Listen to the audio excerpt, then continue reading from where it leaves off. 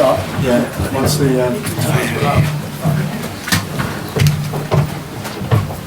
Hey, big fella. Good, good.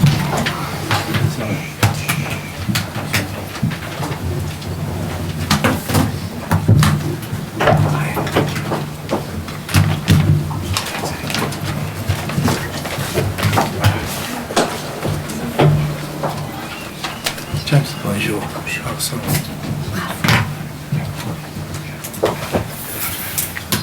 James. Eddie, was that the performance you've been looking for the last couple of weeks? Well, it's put us in a very good position. You know, we can go to Ireland now and win the Grand Slam. No team's ever in the history of the Six Nations won back-to-back Grand Slam. It's only been won 4 times in the Five Nations, Six Nations history. So we've got a fantastic opportunity. So this game's given us the opportunity to play well in that game. It's a record equalling 18 consecutive wins now. Where does that performance rank in those games? Well, we don't rank each game. You know, it's all about what we do next. So the most important game we've got is the Ireland game.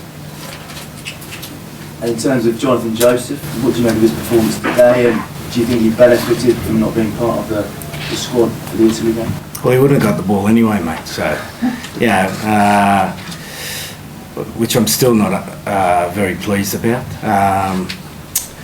And look, he's a good player. He's always been a good player for us. He's one of our first choice players. But I need to find depth in our squad, and the Italian game was supposed to be an opportunity to find depth. And in terms of Elliot Daly, how is he?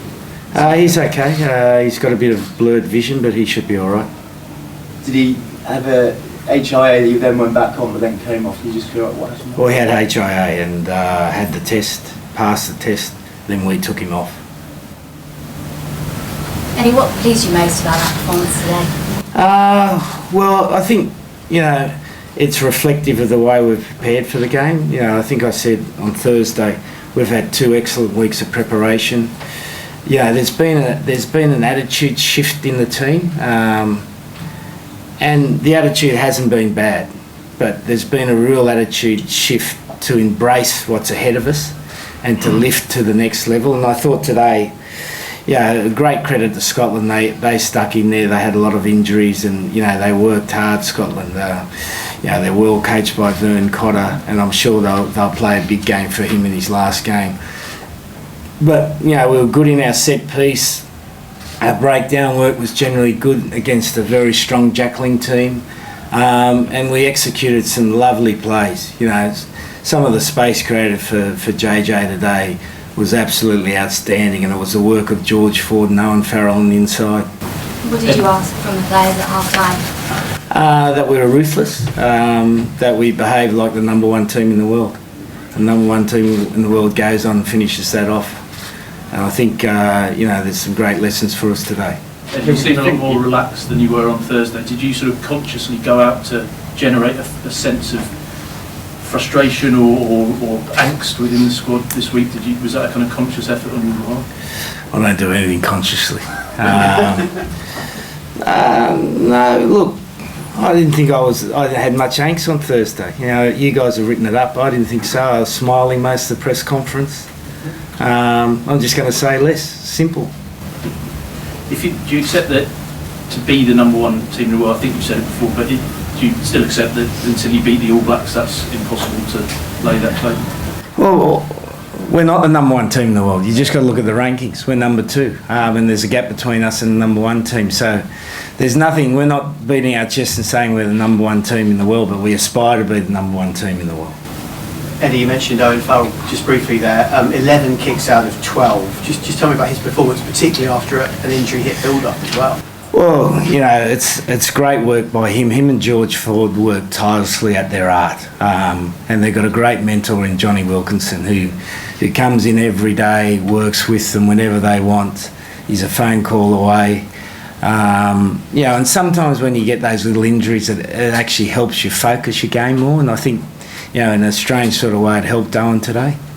Just a word if I could on Billy Vunipola as well, to be back on finally after his injuries and scoring within moments is almost kind of a bit of a fairy tale and really well deserved after his hard work, isn't it? Yeah, no. Well, it's good to have him back. You know, with him and Nathan, we get a great 80 out of that number 8 position. You know, Mako's coming back into form.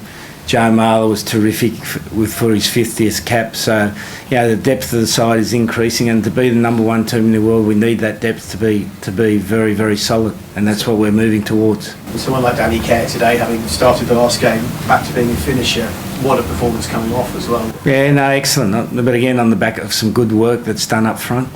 Yeah, I thought Courtney Laws was superb today.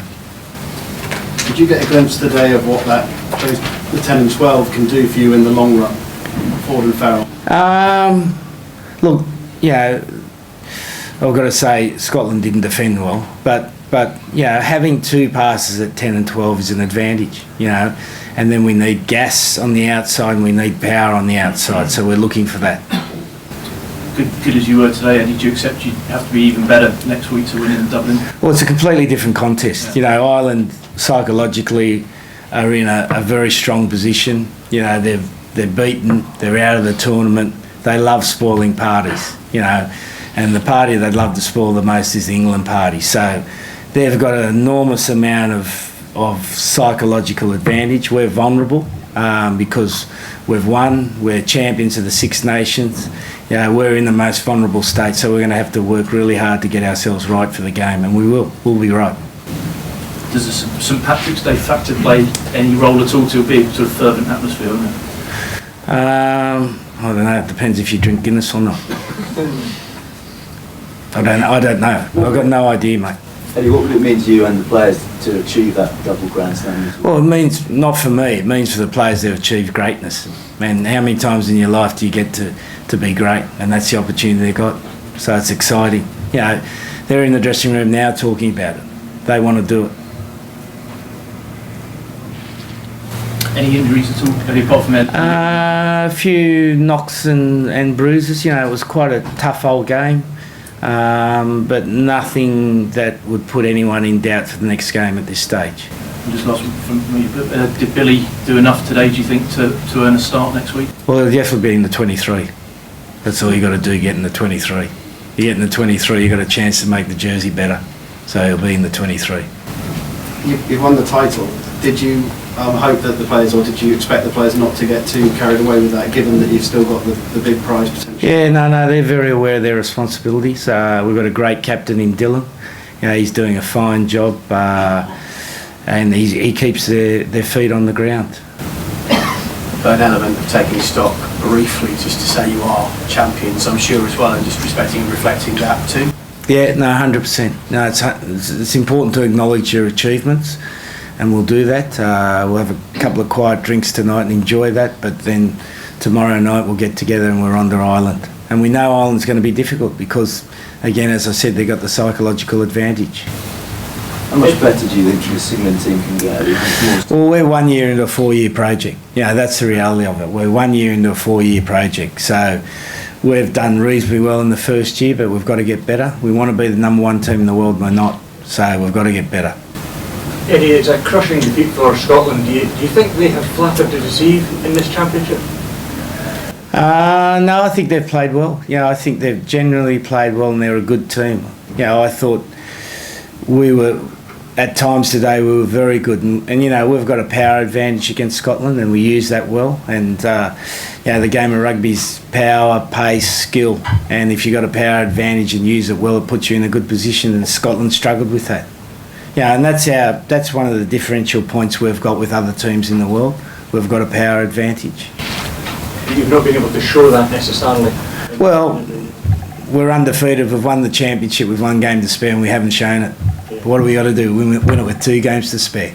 No, but I mean... 3 games to spare. Maybe next year we can. That game today, there was one where you did get a chance, you came out and did that. Well, we did against Wales. Wales played very well against us. And that was shown by their performance last night. They were first class.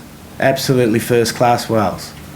Great rugby. That's the other thing I'd say, is that the Six Nations been great rugby. It's a really good tournament. I think the level's improving all the time.